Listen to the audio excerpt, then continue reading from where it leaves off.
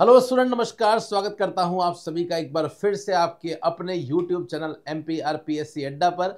और गाइज, ये सेशन बना रहा हूं मैं विशेष रूप से उन विद्यार्थियों के लिए जो कि ये पता करना चाह रहे हैं कि हमारा सिलेबस क्या है। सर, क्या इस बार एक कोई नया सिलेबस आया है या वही सिलेबस है, और जो सिलेबस है उस सिलेबस के अकॉर्डिंग हम कैसे इस एग्जाम की प्रिपरेशन करें सर, क्योंकि हमारा जो अंतिम टारगेट है वो असिस्टेंट प्रोफेसर है और अभी तक नेट नहीं हुआ है, सेट नहीं हुआ है, तो बस यही एक उम्मीद बाकी है। तो किसी भी हालत में हम इस एग्जाम में रिस्क नहीं ले सकते हैं और हमें तो 100% सिलेक्शन चाहिए। तो इसी के बारे में हम बात करेंगे, कैसे आप बेसिक से इस एग्जाम की तैयारी जो है वो कर सकते हैं, और free notes, free MCQ, free classes का क्या जो है वो मामला है, सभी के बारे में हम यहाँ पे जो है वो डिटेल में डिस्कशन करने वाले हैं। तो आइए स्टार्ट करते हैं। सबसे पहले, अगर आप पहली बार इस चैनल से जुड़े हैं तो आप सभी को बता दूं कि ये वही टीम है, मध्य प्रदेश की ये वही टीम है जिसने अभी अभी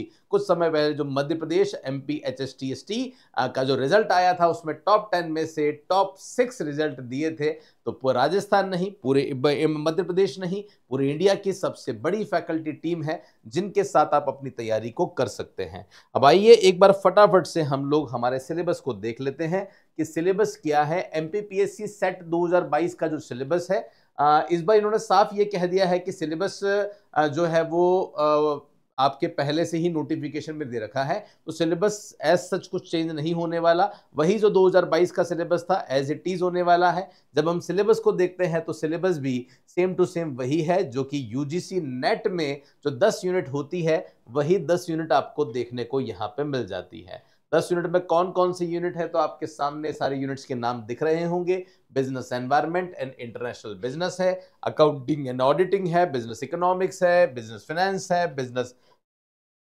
स्टैटिस्टिक्स एंड रिसर्च मेथड्स है, business management and human resource management है, बैंकिंग एंड फाइनेंशियल इंस्टीट्यूशन है, मार्केटिंग मैनेजमेंट है, legal aspect of business and income tax and corporate tax planning है। ये सारे आपके सिलेबस में हैं। और जैसा कि आप सब जानते ही होंगे, आपने कई सारे वीडियोस देखे होंगे कि सारी यूनिट में 100% सेटिस्फेक्शन या एक्यूरेसी, परफेक्शन नहीं हो तो भी काम चल जाता है। आप आराम से इस एग्जाम को क्रैक कर सकते हैं। कुछ यूनिट में भी अगर आपकी परफेक्शन है तो आप आराम से बढ़ सकते हैं। अगर मैं बात करता हूं यूनिट नंबर 1 की, तो यूनिट नंबर 1 आपकी जो है आती है वो business environment and international business की आती है ना। प्रैक्टिस के लिए क्या कर सकते हो, आपके पास में समय बहुत कम है, तो इस कम समय में आप ये कर सकते हो कि जो पिछले सालों के जो एग्जाम हुए हैं आपके, स्पेशली मैं UGC नेट एग्जाम की बात करता हूं, तो कम से कम 5 से 6 अटेम्प्ट के जो एग्जाम्स हुए हैं, उन एग्जाम्स के जो क्वेश्चंस हैं उनको जरूर एक बार आप गो थ्रू कर लीजिए। वहां से आप देखिए कि आपका लेवल जो है वो किस तरह का है, किस सब्जेक्ट में क्वेश्चंस अटेम्प्ट नहीं हो पा रहे हैं। जिनको थोड़ा सा डेप्थ में पढ़ना है उनको डेप्थ में पढ़ने की कोशिश कीजिए। आपके पास जो बुक्स हैं, जैसे business environment and international business है, अगर ये इस सब्जेक्ट में, स्पेसिफिक सब्जेक्ट में आपको सब प्रॉब्लम आ रही है, क्वेश्चन नहीं कर पा रहे हो, तो आप क्या करोगे, आपने जब भी MCOM आपने किया होगा तो MCOM की जो बुक्स होगी उस बुक्स में से इस टॉपिक को पढ़ने की कोशिश करो। UG की बुक से भी पढ़ सकते हो, कोई दिक्कत नहीं है। MCOM की बुक मिलती है तो ज्यादा बेटर है आपके लिए। सब्जेक्ट टॉपिक कौन कौन से आ जाते हैं, बिजनेस एनवायरनमेंट क्या होता है, मॉनेटरी फिस्कल पॉलिसी देखो यहां पे भी है, एक बैंकिंग के अलग से यूनिट है वहां पे भी आपको दे रखी है ना। तो इकोनॉमिक पॉलिसी, इसमें मॉनेटरी और फिस्कल पॉलिसी स्पेसिफिक दे रखा है, मतलब बाकी जो पॉलिसी है वो यहां नहीं पढ़नी है। मतलब पॉलिसी तो एग्रीकल्चर पॉलिसी भी होती है, इंडस्ट्रियल पॉलिसी भी होती है ना, तो वो नहीं पढ़नी है। फॉरेन ट्रेड पॉलिसी भी होती है, मेनली इन्होंने बोल दिया है तो स्पेसिफिक है ही पढ़नी है। Political environment, role of government in business, government का रोल क्या होता है।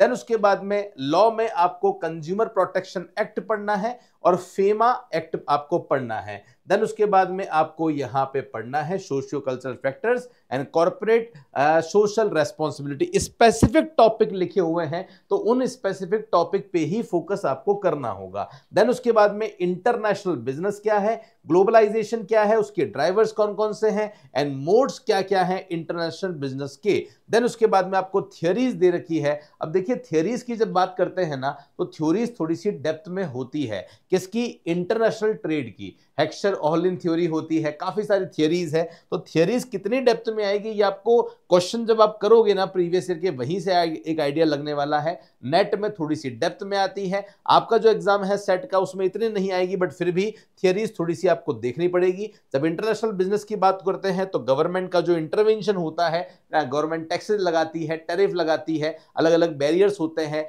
टैरिफ बैरियर्स होते हैं, नॉन टैरिफ बैरियर्स होते हैं, जो आपको थोड़े से यहां डिटेल में पढ़ने हैं। साथ में जो इंडिया की फॉरेन ट्रेड पॉलिसी है 2023 की नई पॉलिसी आ चुकी है, अभी जो रिसेंट एग्जाम हो रहे हैं या हो चुके हैं उनमें इस पॉलिसी से क्वेश्चन आ रहा है। इसका मतलब अच्छे से इस फॉरेन ट्रेड पॉलिसी को आपको पढ़ना होगा।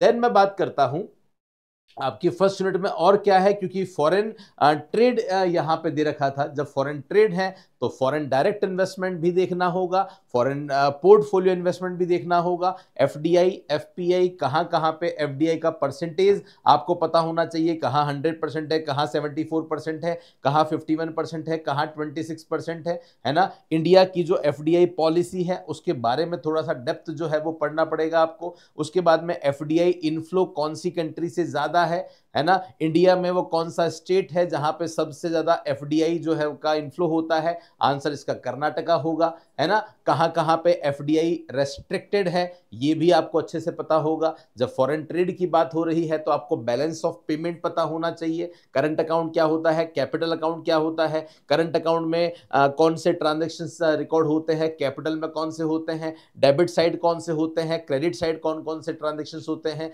ये आपको पता होना चाहिए। एज वेल एज इस ईयर का जो इकोनॉमिक सर्वे है उसके भी डेटा अगर आप देख लेंगे तो कुछ बुरा नहीं है, कुछ बुरा नहीं है, उसे भी आप देखकर जा सकते हैं। ऐसे ही जब हम इंटरनेशनल ट्रेड की बात करते हैं तो बहुत सारे जो है वो एग्रीमेंट्स होते हैं, है ना, रीजनल एग्रीमेंट्स होते हैं, वहां से भी क्वेश्चन जो है वो आ सकता है। अलग अलग ऑर्गेनाइजेशन बना हुआ है, साफ्टा सुना होगा, नाफ्टा सुना होगा, एशियान है, सार्क है, यहां से भी एग्जाम में क्वेश्चन आ सकते हैं। तो ये जो ऑर्गेनाइजेशन है वो भी पढ़ेंगे। साथ में कुछ इंटरनेशनल ऑर्गेनाइजेशन है जिनका इंडिया भी इंस्टीट्यूशनल मेंबर है, like world trade organisation, IMF, world bank, यहां से कुछ क्वेश्चन जो है वो आप लोगों से पूछे जा सकते हैं। जैसे अभी प्रेजेंट में वर्ल्ड बैंक में और आईएमएफ में जो प्रेजेंट मेंबर है वो कितने हैं, 190 है, तो 190 नंबर पर कौन सा ऐड हुआ है, तो आंसर एंडोरा होगा। उससे पहले जो आपका ऐड हुआ था वो नॉरू हुआ था। कौन सा बैंक जो है वो सॉफ्ट टर्म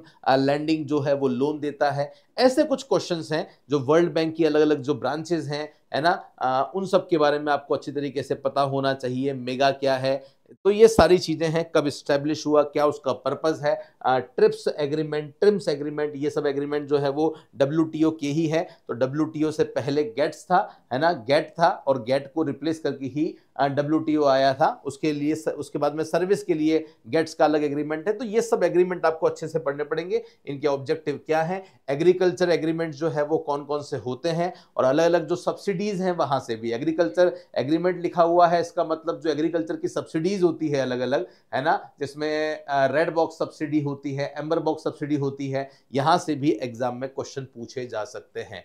देन उसके बाद में बात करता हूं मैं अकाउंटिंग की एंड ऑडिटिंग की। अकाउंटिंग एंड ऑडिटिंग से क्वेश्चन क्या पूछे जाते हैं, कैसे पूछे जाते हैं, तो आप देखिए बिल्कुल पॉइंट टू पॉइंट आप देखिएगा। अकाउंटेंसी वो नहीं है जो कॉम्पिटिटिव एग्जाम में पूछी जाती है। थोड़ा सा सिलेबस आप देखिए, बेसिक अकाउंटिंग प्रिंसिपल कॉन्सेप्ट आपको दे रखे हैं, यहां तक है। फिर सीधा इन्होंने स्टार्ट आपके पार्टनरशिप से किया है। यहां ये अज्यूम किया जा रहा है कि आपको बेसिक फंडामेंटल है, इसका मतलब जर्नल से लेकर फाइनल अकाउंट विद एडजस्टमेंट तक आपको सब कुछ आता होगा। वहां से क्वेश्चन पूछे जा सकते हैं, और वैसे भी वो तो एक बेस होता है, जो बेस हमें क्लियर होना ही चाहिए। वो बेस क्लियर नहीं होता तो हमारे लिए जो है वो बड़ी समस्या आ जाती है, ये बात आप ध्यान रखेंगे। उसके बाद में जो स्टार्टिंग होती है आपकी सीधी पार्टनरशिप से होती है। पार्टनरशिप का एक अलग से पूरा चैप्टर दे रखा है, यहां पे क्वेश्चन कहीं से भी आ सकते हैं। कॉर्पोरेट अकाउंटिंग में भी पूरी कॉर्पोरेट अकाउंटिंग दे रखी है, इशू, फॉरफीचर, री इशू, शेयर भी है, लिक्विडेशन है, एडवांस अकाउंटिंग के कुछ टॉपिक जो है वो आपको दे रखे हैं। एडवांस अकाउंटिंग के टॉपिक में लिक्विडेशन, एक्विजिशन, मर्जर, अमलगमेशन, ये सारे के सारे टॉपिक जो है वो आपको दे रखे हैं। देन उसके बाद में अकाउंटिंग में ही, क्योंकि अकाउंटिंग में बेसिक अकाउंटिंग भी, फाइनेंशियल अकाउंटिंग भी आती है, कॉर्पोरेट अकाउंटिंग भी आती है, एडवांस अकाउंटिंग भी आती है, मैनेजमेंट अकाउंटिंग भी आती है, कॉस्ट अकाउंटिंग भी आती है, वो भी है आपके सिलेबस में। तो कॉस्ट एंड मैनेजमेंट है, तो बहुत ज्यादा एज सच आपको बहुत ज्यादा डेप्थ नहीं जाना है, इस बात को समझने की कोशिश करो। अगर कॉस्ट लिखा हुआ है तो पूरा कॉस्टिंग नहीं पढ़ना है आपको, समझ रहे हो? ऐसा नहीं कि आप बहुत ज्यादा डेप्थ में जा रहे हो, मार्जिनल कॉस्टिंग में, स्टैंडर्ड कॉस्टिंग में, प्रोसेस कॉस्टिंग में, है ना, इंटीग्रेटेड, नॉन इंटीग्रेटेड नहीं। आपको बस ये देखना है कि एग्जाम में एक ओवरव्यू से क्वेश्चन कैसे आते हैं, वहां बस ये आपकी एक नॉलेज चेक की जा रही है कि क्या उस पर्टिकुलर चैप्टर का एक ओवरव्यू आपको पता है कि नहीं पता है ना। जैसे मार्जिनल कॉस्टिंग में क्या आपको ब्रेक इवन पॉइंट का मतलब पता है, break even point in units क्या होता है, इन रुपीज जो है वो क्या होता है, ब्रेक इवन पॉइंट्स का मतलब जो है वो क्या होता है ना। इंटर ब्रांच ट्रांसफर जो होता है वो प्रोसेस कॉस्टिंग में, उसका मतलब क्या होता है, यूनिट कॉस्टिंग कैसे निकाली जाती है ना। ट्रांसपोर्ट जो सेक्टर होता है या सिनेमा में कौन सी कॉस्टिंग जो है वो फॉलो होती है, ये सब चीजें आपको अच्छी तरीके से पता होनी चाहिए, वहां से जो क्वेश्चन है वो आते हैं। तो आप देख सकते हैं कॉस्ट अकाउंटिंग में मार्जिनल कॉस्टिंग, ब्रेक इवन पे स्पेसिफिक फोकस किया है, standard costing, budgetary control, process costing लिखा हुआ है, एबीसी कॉस्टिंग लिखा हुआ है, कॉस्टिंग फॉर डिसीजन मेकिंग है, लाइफ साइकिल है, टारगेट कॉस्टिंग है और केजन कॉस्टिंग है। कुछ टॉपिक यहां पे स्किप कर दिए हैं, आपको नहीं पढ़ने, जैसे मटेरियल लेबर ओवरहेड नहीं है तो पढ़ने भी नहीं है, नहीं है तो पढ़ने भी नहीं है। इस तरीके से आप थोड़ा सा फोकस करेंगे। देन उसके बाद में आपके फाइनेंशियल स्टेटमेंट है, इसमें आपका रेशियो आ जाता है, फंड फ्लो है, कैश फ्लो है, ह्यूमन रिसोर्सेस है, अपने आप में ह्यूमन रिसोर्स का एक अलग से यूनिट आपको दे रखी है, यहां ह्यूमन रिसोर्स अकाउंटिंग दे रखी है, छोटा सा पार्ट है। इन्फ्लेशन अकाउंटिंग कैसे होती है, एनवायरमेंटल अकाउंटिंग कैसे होती है, इंडियन अकाउंटिंग स्टैंडर्ड दे रखे हैं, ये अपने आप में ही एक बहुत डेप्थ टॉपिक है। इसलिए कह रहा हूं, एक बार पिछले 5 सालों के 5 अटेम्प्ट के 5 सालों के देख लोगे तो 10 पेपर आप देख लोगे, 10 पेपर से एक आइडिया लग जाएगा कि ओके अकाउंटिंग स्टैंडर्ड से इस तरीके से क्वेश्चन बन सकते हैं। तो कितना डेप्थ में जाना है, हालांकि जो हमारे एक्सपर्ट हैं, जो हमारा कोर्स है, उसमें हमने आपको बताया हुआ है, को काफी सारे सेशन हम इसी चैनल पर आपके लिए कंडक्ट करेंगे, वहां से आपको और आइडिया लग जाएगा कि कैसे आपको प्रिपरेशन जो है वो करनी है। उसके बाद में आपकी ऑडिटिंग है, ऑडिटिंग अपने आप में वापस एक अथाह संसार होता है, लेकिन इसमें साफ साफ बोल दिया independent financial audit, vouching, verification, valuation of asset and liability, audit of financial statement, audit report, cost audit, that's it, इतना ही आपको पढ़ना है। देन उसके बाद में ऑडिट के जो रिसेंट ट्रेंड्स है, management audit, energy audit, environmental audit, system में सिस्टम ऑडिट, सेफ्टी ऑडिट, ये आपकी जो है वो सेकेंड यूनिट हो जाती है। सिलेबस अपने आप में बहुत वास्ट है, पर वही बात है, सिलेबस वास्ट है तो क्वेश्चन इतने ज्यादा डेप्थ में नहीं आते, ये बात आप ध्यान रखिएगा। और मैं पहले ही आपको बता चुका हूं कि सारी यूनिट में परफेक्शन हो ये भी कोई जरूरी नहीं होता है। फिर हम बात करते हैं हमारे बिजनेस इकोनॉमिक्स में।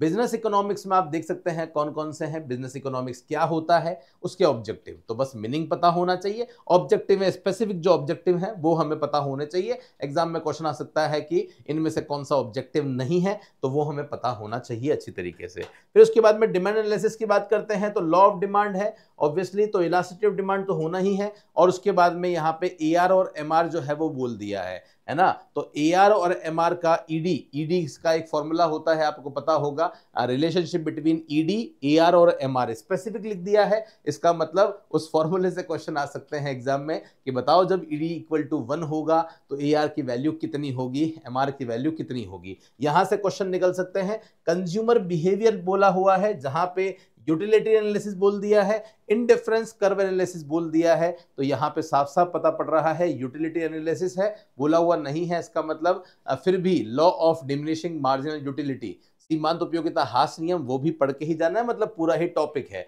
देन उसके बाद में लॉ ऑफ वेरिएबल प्रपोर्शन आपका प्रोडक्शन के चैप्टर में आता है, जहां पे लॉ ऑफ वेरिएबल प्रपोर्शन भी आप पढ़ते हैं शॉर्ट रन में, लॉन्ग रन में law of return to scale पढ़ते हैं। तो प्रोडक्शन चैप्टर पूरा है, पर वही बात है ओवरव्यू आपको पढ़ना है। जो मैंने भी जब पढ़ाया था तो मुझे ऐसा याद आ रहा है प्रोडक्शन का चैप्टर मैंने ये वाला प्रोडक्शन और कॉस्ट मिला के लगभग 2 से 3 घंटे में खत्म कर दिया था। तो बस इतना ही आपको पढ़ना है। बहुत डेप्थ में जाऊं, जैसे हम लोग सीए में पढ़ाते हैं तो वहां पे तो फिर हमको 4-5-6 दिन लग जाते हैं, वहां इसमें नहीं जाना है आपको। ऐसे ही थ्योरी ऑफ कॉस्ट है, तो कौन कौन सी कॉस्ट शॉर्ट रन होती है, कौन कौन सी कॉस्ट लॉन्ग रन होती है, उनका डायग्राम, उनका फीचर हमें अच्छे से पता होना चाहिए, है ना। जैसे एवरेज फिक्स कॉस्ट है तो एक डाउनवर्ड कर्व बनता है जिसे रेक्टेंगुलर हाइपरबोला कहते हैं। कौन कौन सी कॉस्ट ऐसी होती है जिसका शेप यू होता है, ये सब चीजें हमें पता होनी चाहिए। देन मार्केट की बात करते हैं तो मार्केट में तो जितने भी कंपटीशन के हिसाब से जो मार्केट होते हैं, perfect competition, monopoly, monopolistic, oligopoly,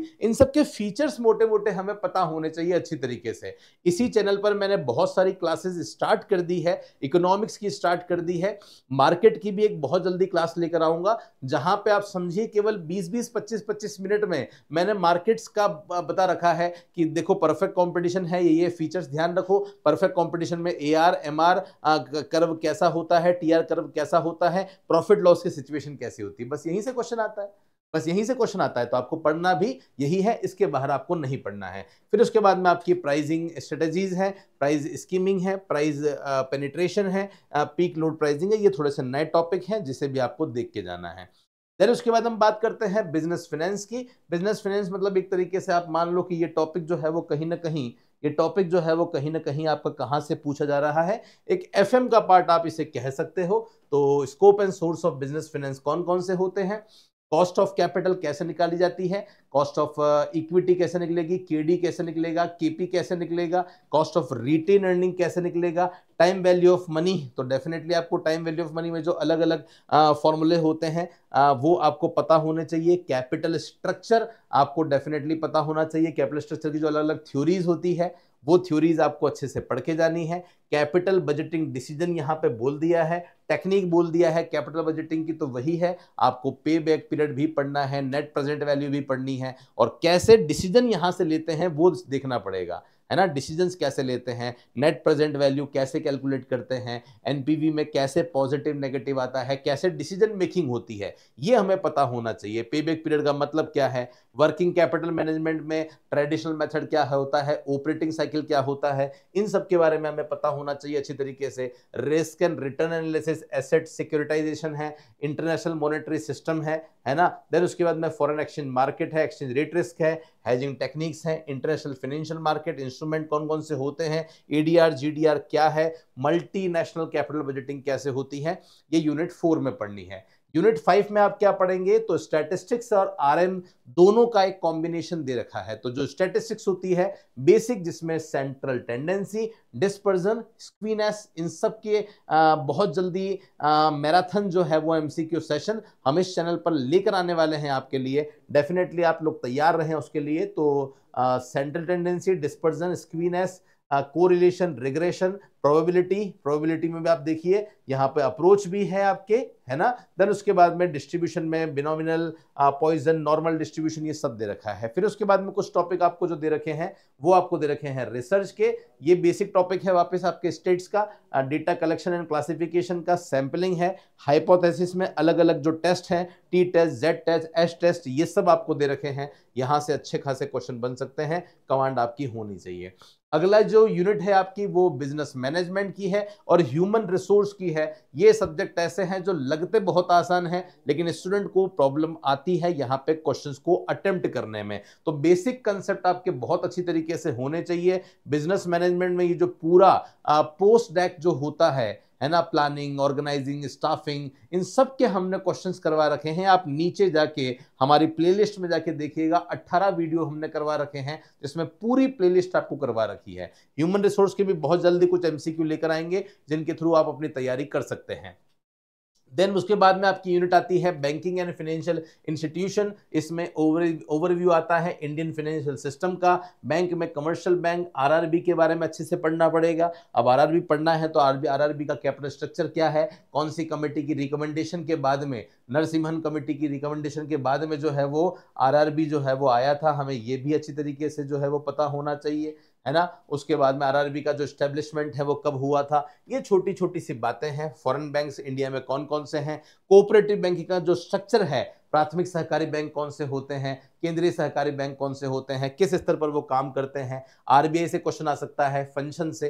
अब आरबीआई के जो फंक्शन है उसमें मेन फंक्शन तो मॉनेटरी पॉलिसी होता है, उसके अलावा भी कुछ फंक्शंस होते हैं, लिखा हुआ है मॉनेटरी पॉलिसी अलग से भी, है ना। देन उसके बाद में जो मॉनेटरी पॉलिसी कमिटी है जो 2016 में बनी है, जिसमें 6 लोग होते हैं, उस कमिटी को भी हमें अच्छी तरीके से देखना पड़ेगा। बैंकिंग सेक्टर रिफॉर्म्स अपने आप में इंपॉर्टेंट टॉपिक है, एग्जाम में 1 से 2 क्वेश्चन आने ही है। बेसल नॉर्म्स पे, रिस्क मैनेजमेंट, एनपीए मैनेजमेंट कैसे होता है, फाइनेंशियल मार्केट है, ये पूरा जो पार्ट है वो हमारी पूनम नासा मैम जो है वो उन्होंने पढ़ा रखा है। मतलब पूरे सिलेबस को एक एक्सपर्ट फैकल्टी ने पढ़ा रखा है, आप ये ध्यान रखना। मतलब स्टैटिस्टिक्स आपको सागर सर ने पढ़ा रखा है ना। आपको बिजनेस जो है वो आयुषी मैम और आपके ललित सर ने पढ़ा रखा है। फाइनेंशियल अकाउंटिंग को डॉक्टर रजत खंडेलवाल ने, डॉक्टर पुष्पेंद्र मिश्रा ने पढ़ा रखा है ना। इकोनॉमिक्स को मैंने और चेतन सर ने पढ़ा रखा है। इस तरीके से अलग अलग फैकल्टीज ने पूरा की पूरा जो सिलेबस है वो करवा रखा है। तो अगर आप में से कोई भी स्टूडेंट है जो जुड़ना चाहता है हमारे साथ में, तो सेट का जो कोर्स है वो हमारा लॉन्च हो चुका है। और वैसे तो हमने ऑफर जो है वो आज रात को 12 बजे के लिए किया था और 50 स्टूडेंट्स के लिए हमने किया था। 50 स्टूडेंट्स जो है वो हो चुके हैं। फिर भी मैंने टीम को बोला है कि कल दिन में 12 बजे तक इसको और एक्सटेंड कर दो, ताकि और भी जो बच्चे हैं जो जुड़ना चाहते हैं वो जुड़ जाएं। तो कोई भी अगर जुड़ना चाहता है तो जुड़ सकता है। 2999 का कोर्स है, फिलहाल डिस्काउंट चल रहा है, पर वो कल दिन में 12 बजे तक है। उसके बाद में आपकी फीस जो है वो बढ़ जाएगी। फर्स्ट 50 कोड लगा के एक बार देख लेना, अप्लाई हो जाता है तो तुम्हारी किस्मत, नहीं होता है तो तुम्हारी किस्मत, ठीक है। तो और बाकी मध्य प्रदेश में जो सेट के स्टूडेंट हैं और मध्य प्रदेश में असिस्टेंट प्रोफेसर कॉमर्स के स्टूडेंट हैं, उनके लिए हमने एक ओपन चैट ग्रुप भी बनाया है, ताकि आप लोग वहां पे बात जो है वो कर सको, आपस में डिस्कशन जो है वो कर सको। कोई भी प्रॉब्लम होती है, हमारे नोट्स भी वहीं पे भेजते डाल देते हैं, तो नीचे डिस्क्रिप्शन में उसका भी लिंक है, आप उसे भी अच्छी तरीके से ज्वाइन कर लेना।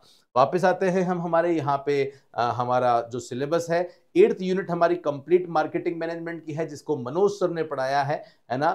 ऐसी फैकल्टी है जो असिस्टेंट प्रोफेसर के इंटरव्यू तक गई हुई है, तो इतनी एक्सपीरियंस फैकल्टी है कि उनको पता है कि इस टॉपिक से कहाँ से क्या क्या क्वेश्चन जो है वो पूछे जाते हैं। ये मार्केटिंग वाला पार्ट आपका पूरा आ जाता है ना। देन उसके बाद में आपकी अंतिम जो 9th यूनिट आती है, लीगल एस्पेक्ट ऑफ बिजनेस।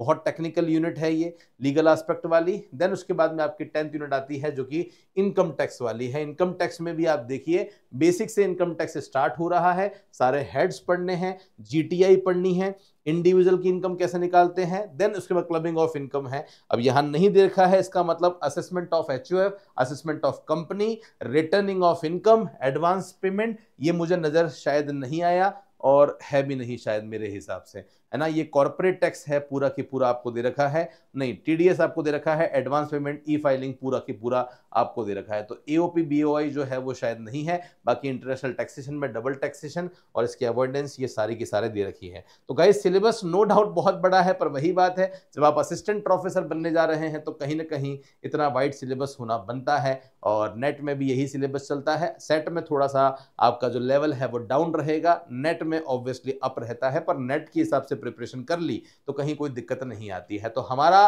जो कोर्स बना हुआ है स्पेशली एमपी सेट का, इसमें हमने कोशिश करी है कि नेट से थोड़ा सा कम लेवल हम लोग रख सकें, या कुछ सेशन हमने कम कर दिए हैं ताकि आप लोगों को प्रॉब्लम नहीं आए। आपका सेट का जो काम है वो बहुत बढ़िया तरीके से हो जाएगा। बाकी कोर्स के बारे में सारी डिटेल मैंने दे ही दी है। मुझे लगता है ये सेशन आप सभी के लिए बहुत अच्छा और वैल्यूएबल रहा होगा। फिर भी कोई डाउट आता है तो ये जो नंबर है हमारा, इस नंबर पे आप हमें 9 से 6 बजे तक मैसेज या कॉल करके कोई भी इंक्वायरी है वो ले सकते हैं, कोई दिक्कत नहीं है। तो गाइज होप सो सेशन थोड़ा सा लंबा हो गया, पर मुझे लगता है जब सिलेबस डिस्कशन करना होता है तो इतने बड़े सेशन जो है वो लेने ही पड़ते हैं, ताकि क्लियरिटी सारी चीजों की जो है वो हो सके। तो फिलहाल के लिए ले रहा हूं मैं आप सभी से विदा। थैंक यू सो मच आप सभी का मेरे साथ में बने रहने के लिए। तब तक के लिए धन्यवाद। जय हिंद, वंदे मातरम, बाय बाय।